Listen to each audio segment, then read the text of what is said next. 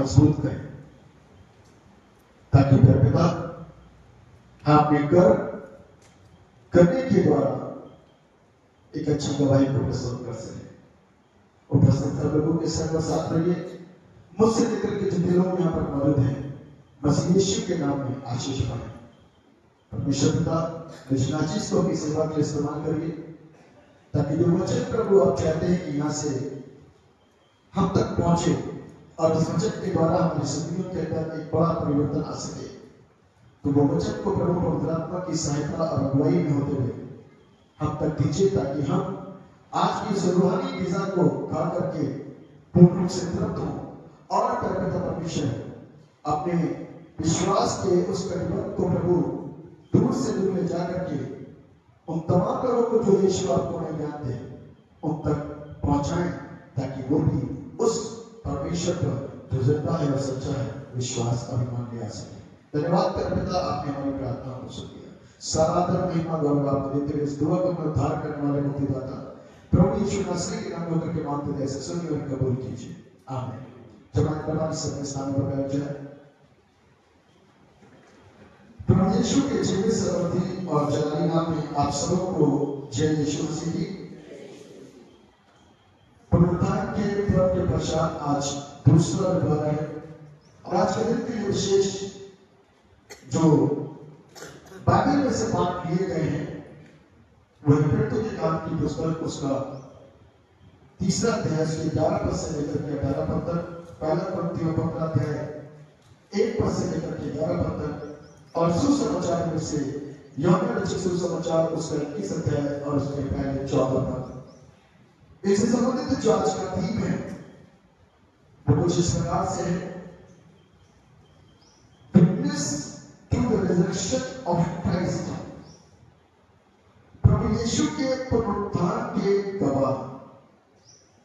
यह अपने आप में एक ऐसा सबक है, एक ऐसी शिक्षा है जो हमारे विश्वास को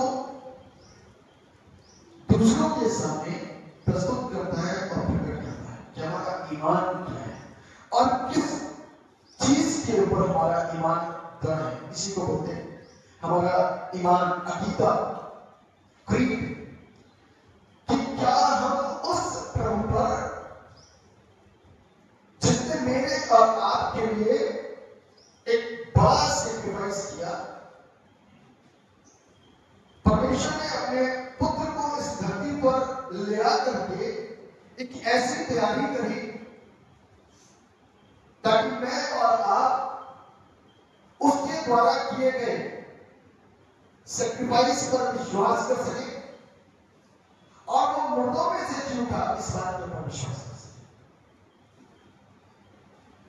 क्योंकि मैं हमेशा इस बात को बोलता हूं, जन्म सबके होते हैं, मरते भी सब है, और लेकिन मर के जो जिंदा हुआ वो सिर्फ एक है, उसका इतिहास है, वो यीशु मसीह। आमीन। वो यीशु मसीह है। और किस तरीके से हमारा ईमान यीशु पर है, ये हमारे कार्यों से, ये हमारे एक ऐसे जीवन से जिसको सैक्रिफिशियल लाइफ बोलते हैं, उससे प्रकट होता है कि क्या हम उन तमाम बातों को जो यीशु के जीवन के द्वारा हमने देखी और खुदा के कलाम के द्वारा हमने सुनी और समझी और जानी, हमारा ईमान कितना है, छोटा है, बड़ा है। ऐसा विश्वास है कि हम दूसरों को शिक्षा देकर के यीशु पर ईमान ले आने के लिए प्रेरित कर सके। क्या हमारा जीवन इस तरीके का है कि अपनी जिंदगी के द्वारा दूसरे की जिंदगी के अंदर परिवर्तनों को ले आ सके? क्या हमारे कार्य इस तरीके के हैं कि हमारे कार्य करने के द्वारा लोग विश्वास ले आ सके कि जिसके ऊपर जिस नाम से ये प्रार्थनाएं कर रहे हैं, करते हैं, वो जिंदा सच्चा नाम है। यही गवाही है। विटनेस का मतलब होता है गवाही देना, और आज की तारीख में लोगों को यीशु को बताना कि यीशु जीवन देता है, यीशु जीवन दाता है, यीशु चंगा करता है, उसी के पास जिंदगी है। तकलीफें, समस्याएं, कष्ट, रोग, बीमारियां और सोच और विचार कैसे ही क्यों ना हो, यीशु उन सारी चीजों के बीच में आकर के चीजों को बदलाता है। कुछ चीजें ऐसी होती है, पौल कहता है पाता, और जो चाहता वो मुझसे होता नहीं, क्योंकि वो बदलना तो चाहता है, अपने अंदर उन सारी बातों को देखता तो है कि चीजें बदल जाए, काम अच्छे हो जाए।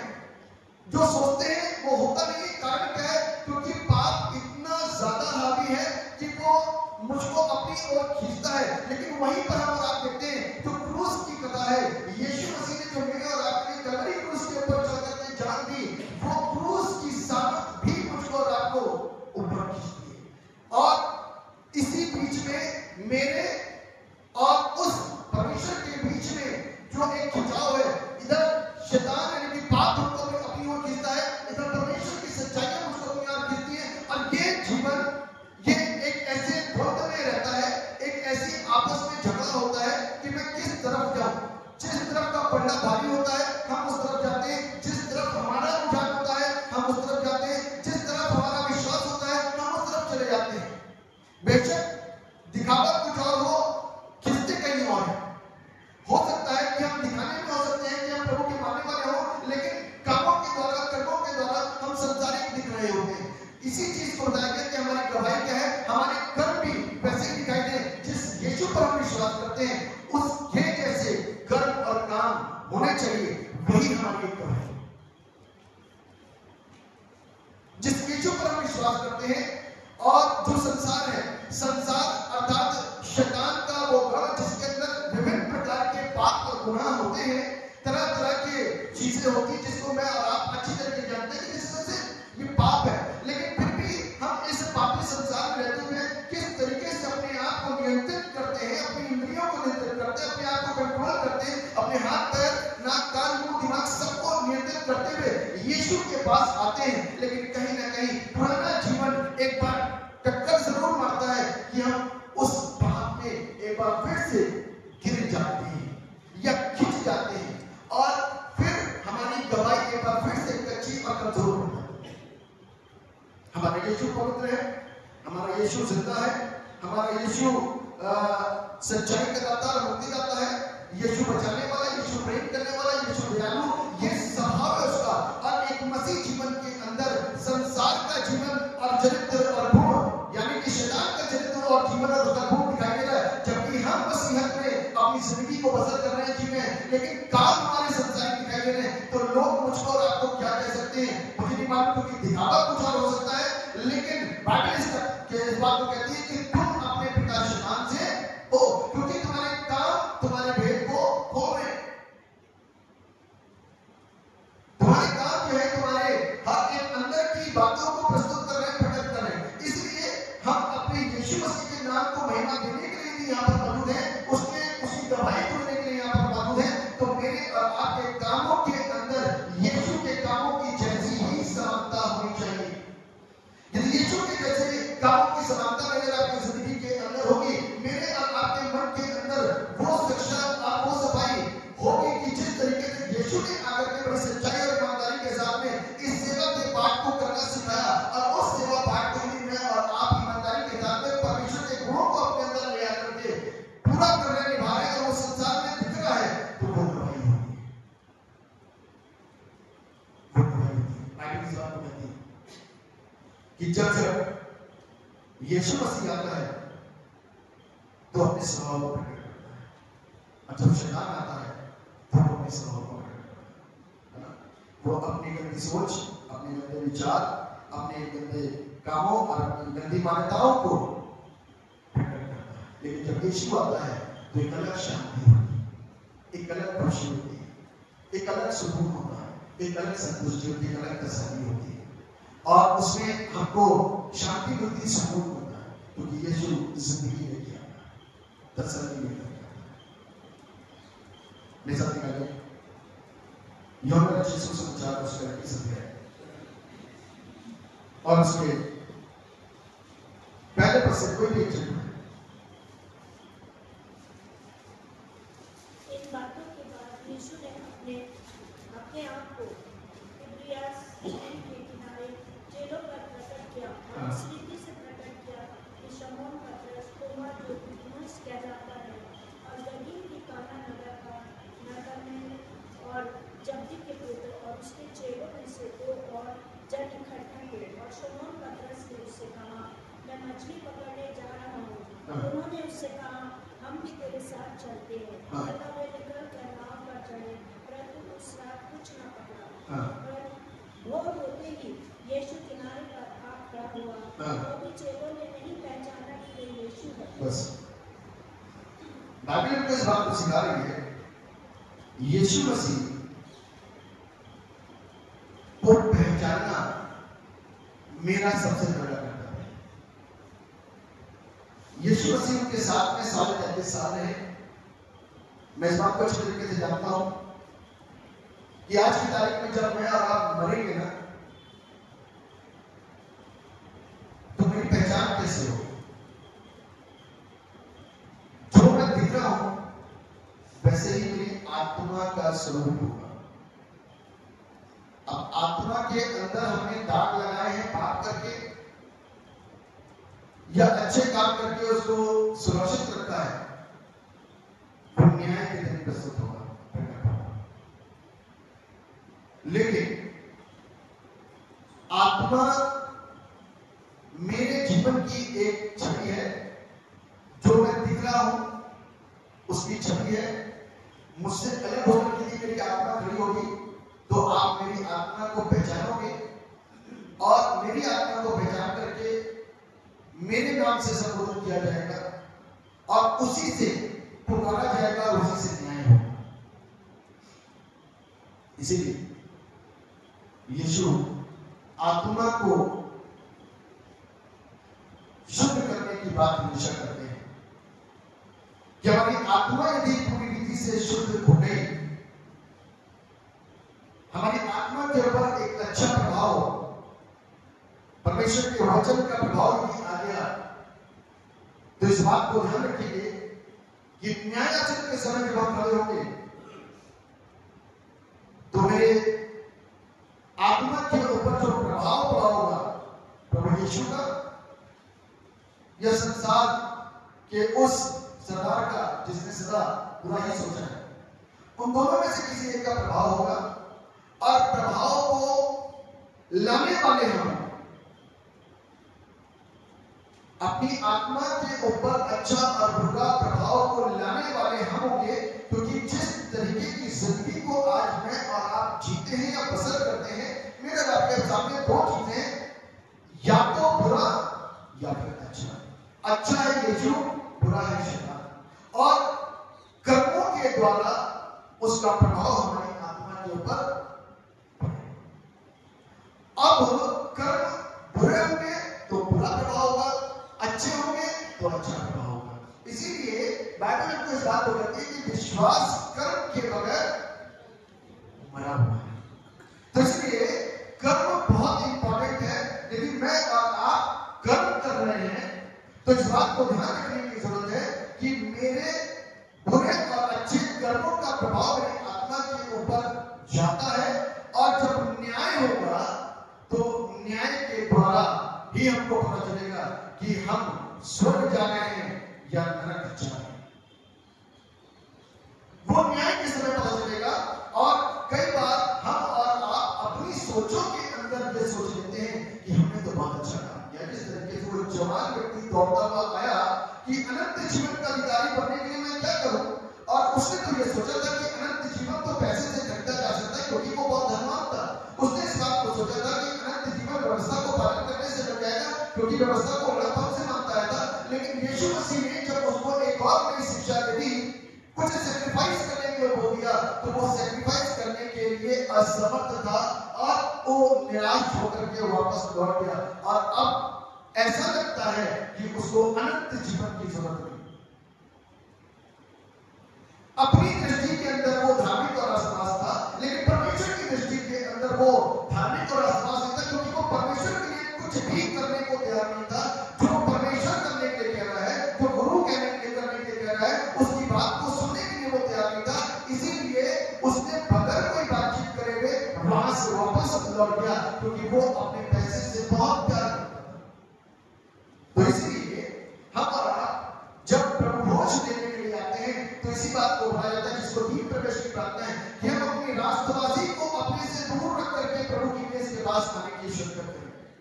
उसके पास आइए। हम ये नहीं सोचते कि हम बहुत धार्मिक हैं, हम बहुत अच्छे हैं, हम बहुत पवित्र हैं, हम बहुत ज्ञानवान हैं, हम अच्छे प्रचारक हैं, हम अच्छे गायक हैं, हम अच्छे बनाने वाले हैं, हम बहुत धर्मी हैं, बहुत आत्मा की सामर्थ्य से भरे वगैरह वगैरह। बाइबल कहते हैं तुम्हारे धर्म के काम मैंने चिड़ियों के समान है, इसलिए अपने धर्म के कामों को पीछे रख करके मेरी देह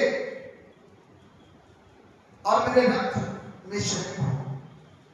क्योंकि तुम्हारी धार्मिकता सांसारिक सोच के अनुसार है। यदि तुम परमेश्वर के वचन के अनुसार चल रहे हो तो तुम कभी भी अपने आप को परमेश्वर के सामने लाने से अपने आप के अंदर वो विचार को नहीं लेकर आओगे मैं भी बहुत धर्मी हूं। ये विचार कौन लेकर के आया था? लूसीफर। मैं बहुत खूबसूरत हूं, मैं बहुत अच्छा हूं और मैं अपना सिंहासन परमेश्वर के बराबर में बनाऊंगा। जब वो इस विचार के साथ में आया तो वो पटक दिया गया और उसे फेंक दिया गया। इसीलिए आज हम और आप जब परमेश्वर के हुजूरी में आते हैं तो इस बात को ध्यान रखें कि हम और आप एक सामान्य इंसान हैं, साधारण व्यक्ति हैं और इस साधारण व्यक्ति के अंदर जो भी प्रभु ने मुझको आपको सिखाया बस हमको उसको पूरा करना है, उसका पालन करना है। इसी चीज को मैं और आप यहाँ पर देखते हैं कि जब ये लोग लिखा हुआ है इन बातों के बाद यीशु ने अपने आप को तिब्रियास झील के किनारे झीलों पर प्रकट किया और इस रीति से प्रकट किया। आज जब यीशु मसीह मुझको और आपकी जिंदगी के ऊपर अपने आप को प्रकट करते हैं तो मैं और आप उसको आज भी पहचानने में असमर्थ हैं। असमर्थता की वजह, असमर्थता का कारण सिर्फ यही और इतना ही है कि आज शायद गौर से हम परमेश्वर के पास नहीं है, गौर से खुदा के कलाम के ऊपर अपनी निगाहों को नहीं रखा है। इसकी वजह हो जाती है कि हम सच्चाई को समझने में, सत्य को जानने में कहीं ना कहीं देरी कर देते हैं या फिर नहीं समझते। या तो देरी हो जाती है या तो फिर हम नहीं समझते। सत्य को जानना मेरा और आपका फर्ज और मेरा और आपका कर्तव्य है, क्योंकि हम इसी से तो बचाए जाएंगे।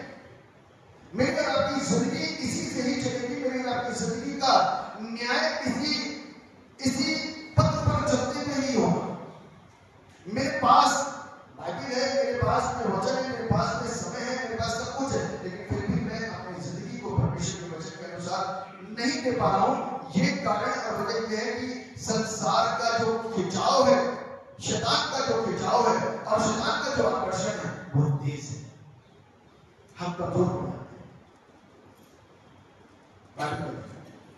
भोर होते हैं, यीशु किनारे पर खड़ा हुआ तो अभी चेलों ने नहीं पहचाना कि ये यीशु है। तब यीशु ने उनसे कहा, हे बालकों, क्या तुम्हारे पास कुछ मछलियां हैं? उन्होंने उत्तर दिया, नहीं। उसने उनसे कहा, नाव की डाली को जाल डालो तो पाओगे। अब उन्होंने जाल डाला और अब मछलियों की बहुतायत के कारण उसे खींच न सके। तब उस चेले ने जिससे यीशु प्रेम करता था पतरस से कहा, ये तो प्रभु। यीशु को हम उसके एहसास से नहीं पहचान कर पा रहे। यीशु जब काम करता तब पहचान करते। यीशु जब काम करता तब हम पहचानते हैं। कई बार यीशु मसीह को हमको यीशु मसीह पर विश्वास इस तरीके से करना है कि वो बहुत कुछ करके जा चुका है और बहुत कुछ करता है। हमको इस बात पर विश्वास करना है, लेकिन हम इंतजार करते हैं कि मेरे सर का दर्द जब तक ठीक नहीं होगा तब तक मैं विश्वास नहीं करूंगा। जब तक मेरे पांव का दर्द ठीक नहीं होगा तब तक मैं विश्वास नहीं करूंगा। अरे ये चीज आज मेरे और आपके लिए, ये चीज आज की तारीख में उन अन्य विश्वासी की लोगों की जिंदगी के लिए है, क्योंकि वो ठोकर खा करके आ रहे हैं, बहुत चीजों को मान करके आ रहे हैं। आज वो एक बार यीशु के दर पर आकर के इस विश्वास के साथ में, ये सोच के साथ में देखें कि सुना तो बहुत है कि इनका परमेश्वर काम करता है, देखें करता है कि नहीं करता। और जब वो आते हैं और यीशु के नाम के द्वारा जीवन पाते हैं तो वो जीवन उनको उसी वक्त और उसी घड़ी में प्राप्त होता है। तब उनका विश्वास होता है।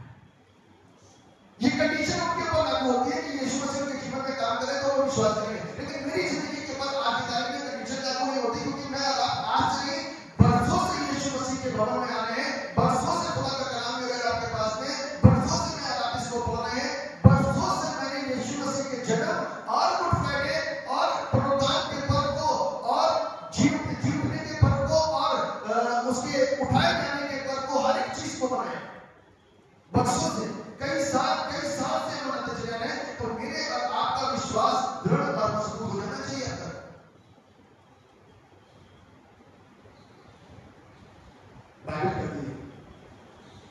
अब मैं और आप गवाह होने चाहिए। गवाह का मतलब कि अब निकल करके लोगों को बताने की समय आ चुका है कि यीशु मुर्दों में से जी उठा था, वो सच्चा है। ये मेरा अपना व्यक्तिगत और पर्सनल विश्वास होना चाहिए। इसमें डामाडोल नहीं होना, इसमें कमजोर नहीं पड़ना, इसमें श्रद्धे नहीं करना, क्योंकि ये कोई मजाक नहीं है, ये सच्चाई है।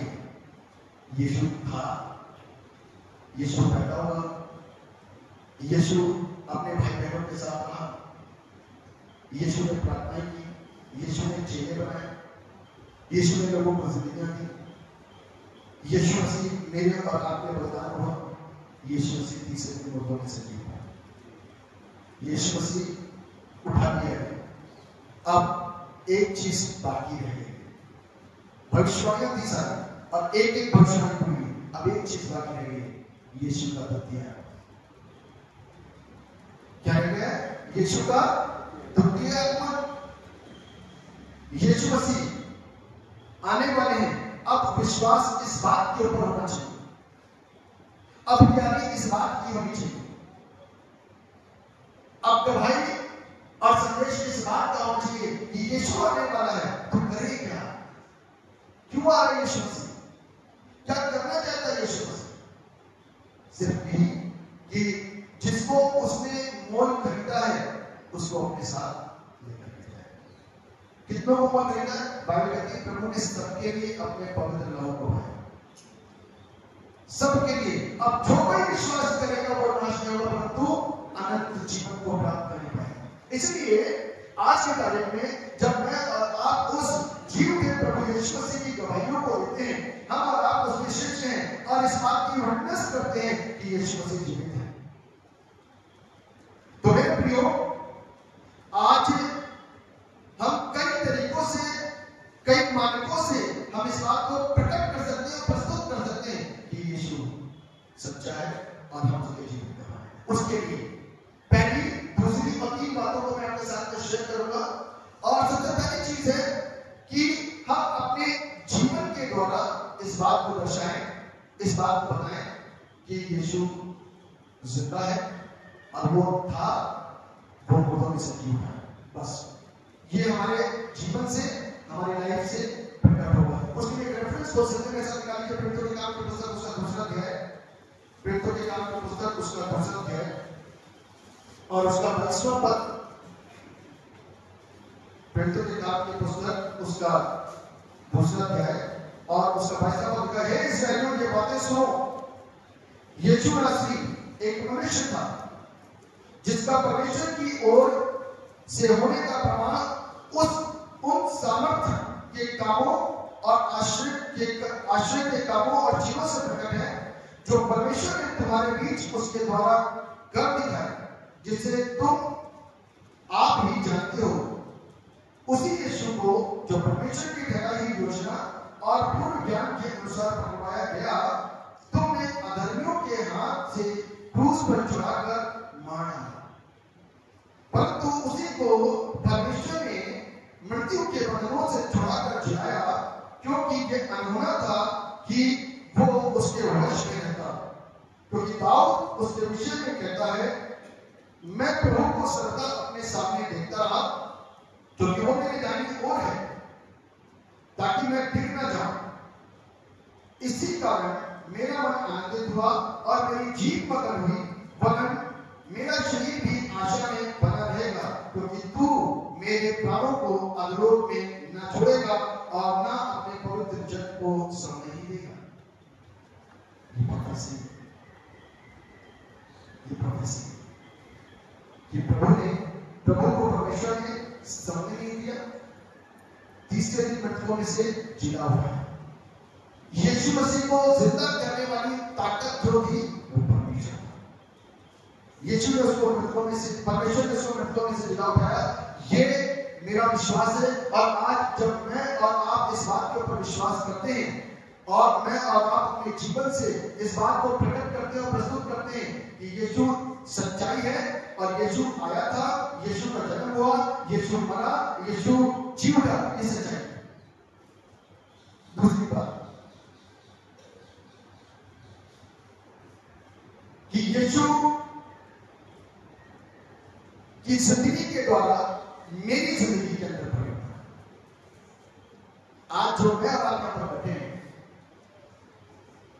बैठने का कारण और वजह सिर्फ ये है कि आज कई साल पहले हमारे बुजुर्ग, हमारे पूर्वज ने किसी भी कारण से यीशु को स्वीकारा, यीशु को अपनाया और उनकी जिंदगी बदली। पहले कुछ थे, लेकिन बाद में कुछ हुआ, ट्रांसफॉर्म, चेंज हुआ। चेंज होने का कारण ये नहीं कि सिर्फ हमने मजहब चेंज किया। चेंज होने का कारण था कि हमने सच्चाई को समझा, हमारे कर्म, हमारी सोच, हमारे विचार, हमारे इरादे, हमारा उठना बैठना, हमारा चलना फिरना, हमारा खाना पीना, बोलना चालना सब बदल गया। कैसे? सिर्फ यीशु मसीह की वजह से। ऐसा यीशु ने करा क्या? जब यीशु मसीह किसी जिंदगी के अंदर जो निराश होता है, जब यीशु मसीह किसी जिंदगी के अंदर जो हताश होता है, जब यीशु मसीह किसी जिंदगी के अंदर जो परेशान होता है, रो रहा होता है, सालों से टूटा हुआ होता है, उस जिंदगी के अंदर जिस दिन यीशु मसीह का काम होता है, तो सोच सकते हैं कि उस दिन लोग यीशु मसीह पर विश्वास करेंगे या उसको स्वीकार करेंगे। दो प्रकार की भीड़ होती है। एक स्वीकार करते हैं क्योंकि उसको जीवन चाहिए, उसको चकाई चाहिए, बस उसको और कोई मतलब नहीं। एक डाकू यही सोच के साथ में बराबर में टका हुआ था और कहता था कि तू अपने आप को बचा, नहीं बचा, क्योंकि उसको सिर्फ जिंदगी चाहिए, उसको स्वर्ग से कोई मतलब नहीं, उसको जीवन से कोई मतलब नहीं, उसको परमेश्वर की हुजूरी में जाने से कोई मतलब नहीं। मतलब कि वो कॉन्सेप्ट अभी तक दिमाग के अंदर है ही नहीं कि स्वर्ग है। वो कॉन्सेप्ट हमारे जहन के अंदर होना चाहिए कि आज हम और आप जो हैं, कुछ भी हैं, कितने भी हैं और कितने भी अधिकारों से भरे हुए हैं, कितने पैसे वाले हैं, कितने धनवान हैं, कितने पढ़े लिखे हैं, कितने सोर्स वाले हैं, कुछ भी हैं, मरते हैं ना, बस सब कोई नहीं है। ये सच्चाई है। हम कुछ भी हो, हम डॉक्टर भी क्यों ना हो, लेकिन मरेंगे जरूर। कोई रोक पाए अपने आप को। चीन ने पानी के द्वारा तथाकथित वस्तु से पानी के द्वारा एक ये खोज करने की कोशिश करी कि पानी के द्वारा एक ऐसी दवाई को बनाएंगे कि उसको खा करके हम कभी ना मरें। ऐसी सोच उनके अंदर आई और उन्होंने इस प्रयास से इस कोशिश को करा, लेकिन उस तथाकथित वस्तु को बनाने के बाद और उसको खाने के बाद वो मर गए, क्योंकि वो परमेश्वर के साथ में कभी भी पंगा ले नहीं सकते। अरे परमेश्वर के हाथों में जीवन और मृत्यु है। और एक इंसान किस तरीके से ये सोच सकता है कि वो मृत्यु के ऊपर अपने किसी प्रकार के वर्चस्व को बना ले? संभव नहीं है। इंसान इंसान है और ईश्वर ईश्वर है, और वो कोशिश उन्होंने करी, लेकिन उसको खाया और मर गए। इसलिए आज मुझको आपको सोचना चाहिए, हम एक कमजोर पात्र हैं कि हम और आप सब कुछ होने के बावजूद भी, अधिकारों में होने के बाद में, बुद्धिजीवी होने के बाद में, धनवान होने के बावजूद भी, लेकिन आज भी हम कहते हैं मृत्यु का सामना हमको और आपको एक न एक दिन करना ही पड़ेगा। हम और आप मरेंगे ही मरेंगे। लेकिन इसके बाद की जो एक जिंदगी है, जिसका आश्वासन भी और आपके बाद में खुदा के कलाम के द्वारा मिलता है कि यीशु मसीह मुझको और आपको बचाने के लिए जो मार्ग लेकर के गया, लेकिन मार्ग सत्य जीवन नहीं हो, जो मार्ग को लेकर के गया, जिस मार्ग पर चल के हम उस सत्य को जानते हैं, थोड़ा ही चलेंगे सत्य मिलना शुरू हो जाएगा, और आगे बढ़ेंगे, सत्य की गहराइयों में आएंगे, और आगे बढ़ेंगे तो अनंत जीवन के अभिलाषी हो जाएंगे। और जब और आगे बढ़ेंगे तो हो सकता है अनंत जीवन मेरे और आपके जीवन का एक हिस्सा बन जाए, उद्धार को प्राप्त कर ले, और वो जिंदगी जो प्रभु ने वहां पर करने रखी है, जो हमेशा की जिंदगी है, अपनी जिंदगी है, उस अपनी जिंदगी में सिर्फ उस मार्ग पर चलने के द्वारा हम उस जिंदगी को प्राप्त कर सकते हैं। क्योंकि ये तो घर हमारा कैसा है, थोड़े समय का है, लेकिन वो कैसा है, अपनी बना है। यहां पर हम परदेसी हैं, वो हमारा अपना घर है, सदियों देश जिसमें मैं और आप जाकर रहेंगे। तो बाइबल हमको इस बात को सिखाती है कि आज की तारीख में जब हम इस बात को गौर फरमाते हैं कि हम मरे क्यों हैं, और हमको मरना ही है, हम किसी न किसी वजह से, किसी न किसी कारण से मरते ही हैं, और संसार में रहते हुए तरह तरह के तनाव में रहते हुए हम तरह तरह की बीमारियों से ग्रस्त हैं। इन बीमारियों के अंदर यदि कोई काम करता है तो वह यीशु कर रहा है। संसार के अंदर बहुत है, किसी का नाम काम नहीं करता, सिर्फ एक नाम है, यीशु नाम, जो काम करता है। आमीन। सिर्फ एक नाम है जो काम करता है, वो यीशु नाम है। और यीशु के नाम से आज आप देख रहे हैं भीड़ की भीड़ ऐसे ऐसे भावों में जो पूरे दिल से दिमाग से खुली हुई है, आजाद है। हो सकता है 10 में से 5 गड़बड़ कर रहे हो, 6 गड़बड़ कर रहे हो, 7 गड़बड़ कर रहे हो, लेकिन 1 2 3 4 तो सही होंगे। जिनकी जिंदगी प्रभु यीशु मसीह के जीवन के द्वारा ट्रांसफॉर्म हुई, बदल गई, जिसके अंदर रूह कुदूस काम करता है और जिसके द्वारा परमेश्वर काम करता है। यदि बाइबल के ऐतिहासिक हीरो के द्वारा ही काम हुआ, तो आज भी संसार के तमाम ऐसे लोग हैं जो यीशु पर विश्वास करते हैं, उसके वचन पर विश्वास करते हैं, उनकी जिंदगी के द्वारा भी आज बहुत कमाल के काम हो रहे हैं।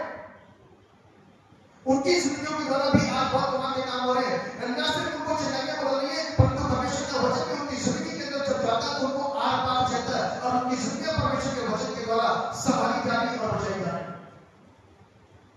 उनकी जिंदगियों के अंदर परमेश्वर का वचन काम कर रहा है। और जब वो परमेश्वर के नाम से, यीशु के नाम से प्रचार करते हैं और उनके छुटकारे के लिए प्रार्थना करते हैं, तो लोग पश्चाताप के आंसू के साथ में घुटने टेक करके प्रभु के पास आते हैं और अपनी सुनिया देते हैं। ये सच्चाई है, इसको हम नजरअंदाज नहीं कर सकते। वो उदारता के साथ में बाइबल को जानते थे कि अपन लोग उस दिन 5 संडे के आराधना कर रहे थे और हम लोगों के जोश को देख रहे थे, किस तरीके से लोगों का जोश था। लोगों का जोश सिर्फ संसारिक था, क्योंकि उनको अपनी जरूरतों को पूरा करने वाला राजा दिखाई दे रहा था। कानों के अंदर सिर्फ एक खबर आई थी कि मुर्दे को जिंदा करने वाला यरूशलेम में आ रहा है। सिर्फ इसको देखने के लिए और उससे अपनी आवश्यकताओं को, शारीरिक जरूरतों को पूरा करने के लिए उसको अपना राजा मान लेते और जो आस्था वो कर सकते थे उन्होंने करी। लेकिन जिस ये यीशु मसीह आ रहा था उसको कोई भी नहीं समझ पाया, उसको कोई भी नहीं समझ पाया। इसीलिए आज की तारीख में जब हम पूरे दिल से प्रभु को आराधना करने के, प्रभु की आराधना करते हैं, खुले दिल से आराधना करते हैं, बगैर रिस्ट्रिक्शन के आराधना करते हैं, तब पवित्र आत्मा हमारे मध्य में आता है। हम अनुमति तो दें उसको आने की। जब तक हम उसके लिए दरवाजे बंद रखेंगे तो कैसे पवित्र आत्मा का काम होगा? और पवित्र आत्मा का काम यदि नहीं होगा तो मैं और आप ऐसे ही खाली आएंगे और बैठेंगे, वापस चले जाएंगे। लेकिन जिस दिन पवित्र आत्मा को अपने चर्च के अंदर एंट्री देंगे, जिस दिन पवित्र आत्मा को अपनी जिंदगी के अंदर एंट्री देंगे, जिस दिन हम आराधना करने में ना देखने में दाएं ना देखने में बाएं, जब हम प्रभु से लौ लगाए होंगे, उस समय में पवित्र आत्मा से प्रार्थना करके बातें कर रहे होंगे, उस दिन और उस समय मेरी और आपकी जिंदगी के अंदर एक ऐसा परिवर्तन आएगा, वो मेरा आपका व्यक्तिगत अनुभव होगा। इसी ट्रांसफॉर्मेशन की बातचीत में आज से शुरू की जा रही है। ये बदलाव आज से कई वर्ष पूर्व हमारे पूर्वजों की जिंदगी के अंदर आया। आज मैं आप विश्वास करने के द्वारा, क्योंकि मेरे और आपने पूर्वज ने प्रभु यीशु मसीह पर विश्वास किया, तो मैं और आप उनके द्वारा आज यहाँ पर आए। लेकिन ये ध्यान रखिएगा कि उनके विश्वास से मेरे जीवन के अंदर कोई परिवर्तन नहीं आएगा। उनके विश्वास करने के द्वारा मैं स्वर्ग नहीं पहुंचेगा। हर एक व्यक्ति को व्यक्तिगत तरीके से अपना विश्वास करना है और व्यक्तिगत तरीके से कार्य करना है, तभी वो उस राज्य का हकदार बनेगा जिसके लिए हर जगह प्रचार होता है, जीसस इज कमिंग सून, यीशु आने वाला है, यीशु आने वाला है। कब? पहले तो आ चुका, दोबारा आने वाला है और बादलों पर पांव रखेगा और उसकी कलीसिया उठ जाएगी। वो कलीसिया उठेगी जिसने परमेश्वर के वचनों के ऊपर क्या करा है, दृढ़ता के साथ में विश्वास करा और अपनी जिंदगी को प्रभु को पूरी रीति से समर्पित कर दिया। तीसरा पॉइंट, हम अपनी जिंदगी के द्वारा एक ऐसे सैक्रिफाइस को दिखाएं। आपको मालूम है, अभी हम लोग का निकालिए प्रेरितों के काम की पुस्तक, उसका तीसरा अध्याय, प्रेरितों के काम की पुस्तक उसका तीसरा अध्याय और उसकी 11 पद से अपन लोग से पढ़ाई पर लिखा हुआ है, जब वो पतरस और यूहन्ना को पकड़े हुए था तो सब लोग बहुत आश्चर्य करते हुए उस ओसारी में जो सुलेमान का कहलाता है उनके पास दौड़े आए। ये देखकर पतरस ने लोगों से कहा, हे इस्राएलियों, तुम इस मनुष्य पर क्यों आश्चर्य करते हो और हमारी ओर क्यों इस प्रकार से देख रहे हो कि मानो हम ही ने अपनी सामर्थ्य या भक्ति से इसे चलने फिरने योग्य बना दिया। अब्राहम और इसहाक और याकूब के परमेश्वर, हमारे बाप-दादाओं के परमेश्वर ने अपने सेवक यीशु की महिमा की, जिसे तुमने पकड़वा दिया, और जब पिलातुस ने उसे छोड़ देने का विचार किया तब तुमने उसके सामने उसका इनकार किया। तुमने उस पवित्र और धर्मी का इनकार किया और विनती की कि एक हत्यारे को तुम्हारे लिए छोड़ दिया जाए। इतनी बातें मालूम क्यों हुई थी? इतनी बातें सिर्फ इसलिए हो रही थी क्योंकि जो ये पतरस और यूहन्ना है ना, इन लोगों ने एक निर्णय निकाल को क्या कर दिया था? जीवन दे दिया था। कैसे दिया था? घंटों की प्रार्थना करते आप बेटा, एक उपवास की प्रार्थना करते हैं, घंटों बैठ करके दुआ करेंगे, उसके बाद में ये बंदा ठीक होगा, ऐसा नहीं। सिंपल से वो चर्च के अंदर एंटर करे और देखा कि भिखारी बैठा है, और भिखारी ने इस आस्था आस के साथ में क्या तो इनसे कुछ हो जाएगा, क्योंकि ये एक ऐसी पोशाक के साथ में एंटर हो रहे हैं कि वो धनवान दिखाई दे रहे हैं चेहरे से, इनके चेहरे पे बात हुआ है, हो सकता है सोना और चांदी मिल जाए। तो उन लोगों ने कहा सोना और चांदी तो मेरे पास, लेकिन यीशु मसीह नासरी के नाम है और अच्छा फिर उसके टखनों को पकड़ा, उसके टखनों में बुलाया और तो खड़ा हो गया। जिस दिन खड़ा हुआ तो उसकी जो लाचारी थी, उसका जो प्रोफेशन बन गया था भीख मांगने का, वो भी था। भीख क्यों मांग रहा था? क्योंकि लगता था। भीख क्यों मांग रहा था? क्योंकि लगता था। और उसके बाद कोई ऑप्शन बचा ही नहीं था, भीख मांग करके अपना गुजारा कर सकता था। लेकिन प्रभु ने जीवन के अंदर काम करता ना तो चीजों को बदल के रख देता। आप सोच सकते हैं कि वो भिखारी क्या दोबारा भीख मांग रहा होगा? यदि मांग रहा होगा तो अफसोस ऐसी जिंदगी के ऊपर जिसको जीवन मिल गया, जीवन मिलने के बाद में भी कोई अपने पुराने कामों में लगा हुआ है, उसके ऊपर अफसोस है। इसलिए आज जब मैं और आप प्रभु के पास हैं तो मेरे और आपके जीवन के द्वारा सैक्रिफाइस, एक ऐसा सैक्रिफाइस की बड़ी आजादी के साथ में, खुले जाने के साथ में वो नाम को ऊंचा उठाना, उस नाम को महिमा लेना। पतरस और यूहन्ना भी डरे बैठे थे, दरवाजे बंद थे और डर लगता था, किसी की आट आती थी तो ऐसा लगता था कि कहीं ऐसा ना हो कि हमको कोई पकड़ करके हमको भी क्रूसों के ऊपर टांग दिया जाए, हमको भी क्रूसों के ऊपर ठोक दिया जाए, तब 3 क्रूस नहीं 11 क्रूस लग जाएंगे और हम मारे जाएंगे। लेकिन जिस दिन यीशु मसीह उनकी जिंदगी के अंदर बंद दरवाजे से आया और आने के बाद में कहा लो पवित्र आत्मा लो, और जब पवित्र आत्मा दिया तो उनके अंदर का डर सदा के चला गया। आज देखिए प्रचार कर रहे हैं, ना सिर्फ प्रचार कर रहे हैं परंतु लोगों को जीवन दे रहे हैं। लोग विरोध कर रहे हैं, सरकार विरोध कर रही है, आसपास के लोग विरोध कर रहे हैं, अपने लोग विरोध कर रहे हैं, अगर बदल सुन के बैठने उठने वाले सब विरोध कर रहे हैं, लेकिन ये जीवन की बातों को बता रहे हैं कि तुमने डाकू को चुन लिया लेकिन एक पवित्र जन को क्या कर दिया? भटका दिया। ये एक जिंदा प्रचार था जो सबके सामने खुल करके बोल रहे थे। अभी तो कमरे के अंदर उपरोटी कोठी के अंदर डर करके बैठे थे, लेकिन अब इतना सामर्थ सुधार के अंदर क्यों आ गया? कैसे आ गया? इसलिए आ गया क्योंकि पवित्र आत्मा को उन्होंने अपनी लाइफ के अंदर एंटर होने दिया। जिस दिन पवित्र आत्मा उनकी लाइफ के अंदर आया, सेम डे के अंदर उनका डर खत्म हो गया। अब वो खुले मैदान के अंदर आ गए, अब कमरे के अंदर नहीं है, बंद कमरे के अंदर नहीं, खुले मैदान के अंदर है, रोड पर है, सड़कों पर है, लोगों के बीच में है, राजाओं के सामने खड़े हैं और सबके सामने बड़े दिले के साथ में प्रचार करते हैं कि तुमने पवित्र जन को मार दिया और डाकू को तुमने इज्जत दी और पवित्र जन को मार दिया। आज हम अपनी जिंदगी से कैसी गवाही को प्रस्तुत कर रहे हैं? आज हम अपनी जिंदगी के अंदर किस तरीके से ट्रांसफॉर्म हुए? आज अपनी जिंदगी से किस तरीके से सैक्रिफाइस कर रहे हैं? ये हमको सोचना है। हमारी दवाई दबी हुई तो नहीं है, हमारी दवाई अपने तरीकों से निकली है, हमारी दवाई बाहर फैल रही है, लोगों तक जा रही है। ऐसा तो नहीं कि ट्रेन में प्रचार करते समय, ट्रेन में कुछ लोग डिस्कस कर रहे हैं, उस समय बोलते समय कहीं चुप हो जाए। कहीं ऐसा तो नहीं कि जो ट्रांसफॉर्म होने की बातचीत हो रही है हमारी जिंदगी की, और जो संसार के लोग करते हैं वही काम हम भी कर रहे हैं, गाली गलौज, पूरा व्यभिचार, तरह तरह की चीजें। लेकिन क्या कर रहे हैं? क्रिश्चियन काम कर रहे हैं बुरे। ट्रांसफॉर्म का मतलब क्या होता है? बदलना। वो तो पहले भी थे, तब यीशु मसीह ने बात ऐसा नहीं क्या हो गया कि हम ऐसे चले गए कि हम बदल गए। यदि आज यीशु मसीह मेरे आपकी जिंदगी में तो एक बड़ा परिवर्तन मेरे आपके लाइफ के अंदर दिखेगा, प्रस्तुत होगा, लोग पहचानेंगे, फल दिखाई देंगे और उस पर पत्थर चलेंगे। तीसरी बात सैक्रिफाइस। और यदि आज मेरी और आपकी लाइफ सैक्रिफिशियल नहीं है तो शायद बड़ा मुश्किल हो जाएगा। तो आज गवाही हम 3 तरीके से दे रहे हैं। एक सच्ची टेस्टमनी, यीशु मसीह जीवित हुआ, आने वाला है। लोगों को बताना है कि हम गुनहगार हैं, पश्चाताप करना जरूरी है। जब तक हम पश्चाताप नहीं करेंगे कुछ नहीं होने वाला। तौबा करनी है, तौबा करेंगे तब मेरे और आपके लिए वो द्वार खुल जाएगा। और तौबा करने के बाद दोबारा उस पाप को नहीं करें, ये बताना।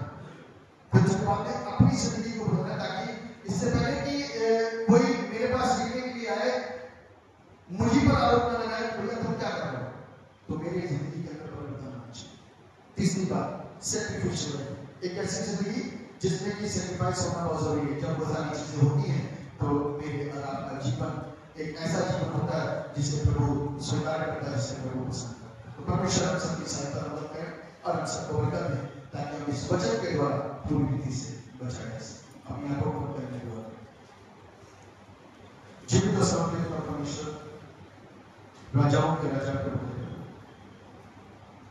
दुआ करते हैं खासतौर पर प्रभु समय के लिए जो प्रभु आपने दिया, अपने वचन से प्रभु आपने को सिखाया, समझाया, सुनाया, बताया। प्रभु कहाँ तक ये हमारे जीवन के अंदर कार्य करेगा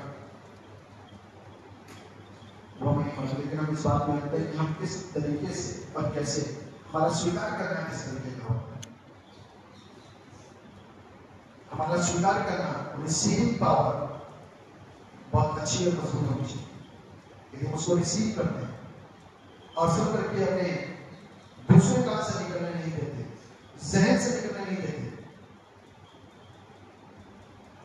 तो फिर ये वचन हमें बना रहेगा और कार्य करेगा, असरदार होगा, प्रभावशाली होगा। आप दया करेंगे तो ये वचन हमारी जिंदगी के अंदर रह करके अद्भुत काम को करेगा, हमको गवाह बनाएगा, ताकि हमारे जीवन के सामने एक गवाही को प्रस्तुत कर सके। अपने जीवन से, अपने सिखाई से, अपने बोलचाल से, अपने कार्य से आप दया करेंगे, ऊपर से सब लोगों के संग और साथ में सबको मुझसे लेकर के ये लोग यहाँ पर बैठे हैं, सुन रहे हैं, हम सब आपके वचन के द्वारा आशीष होगा। सारा में भगवान दुआ करना मांगते जैसे सुन रहे हैं।